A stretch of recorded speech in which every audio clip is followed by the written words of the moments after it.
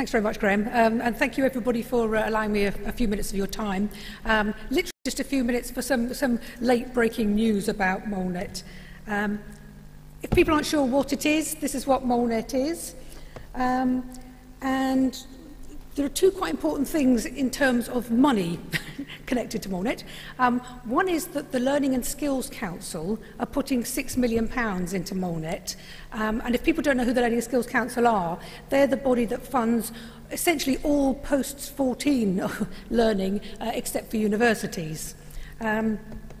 And it seems to me to be evidence of how far we've come with mobile learning, that a very sober body like the LSC is prepared to put up such a large amount of money to implement mobile learning.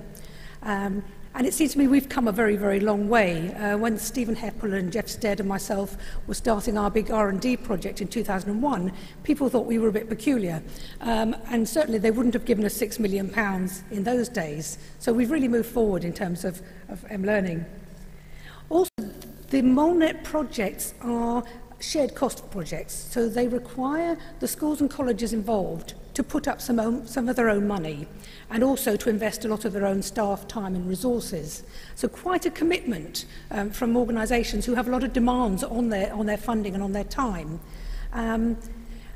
So it seems also to be evidence that we are spot on with timing, that we've had 81 bids for people who want to have MoLeNET projects. A huge response, as I say, especially a huge response from people who have to put their money where their mouth is and really do something and achieve something. We've been very, very impressed by the quality of the bids that we've had in.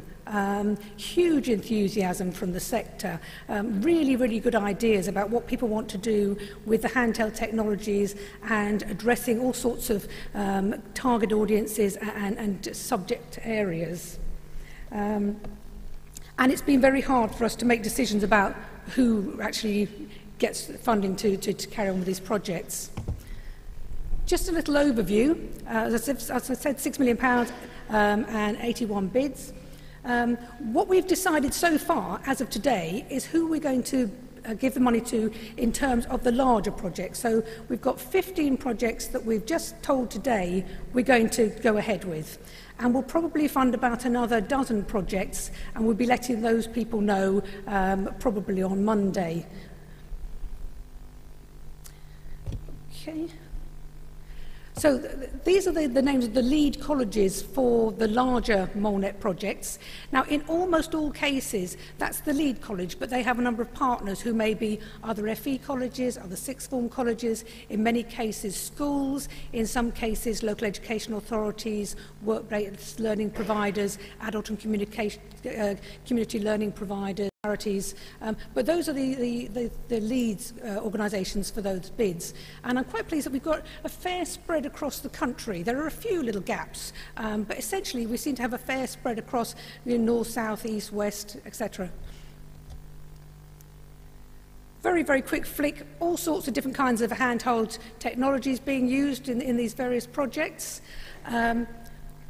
A very wide variety of learners being targeted, and that's just a very quick thing to show you some of the learners who are going to be involved in the MoLeNET project. So quite a range, including some of the more academically able, some of the very hard to reach groups, what we call NEETs these days, people not in education, training and employment, people preparing for the new specialised diplomas which will be coming in.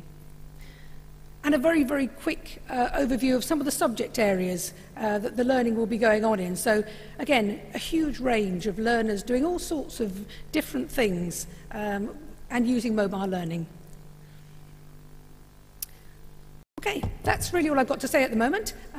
But when we get round to handheld learning next year, I think we'll have an enormous amount to say, because we'll have all the reports back from the colleges who have been working for a whole year together with their partners and together with very large numbers of learners in a wide spread of subject areas. And I think next year we'll have a lot of really exciting news for you. Thank you very much.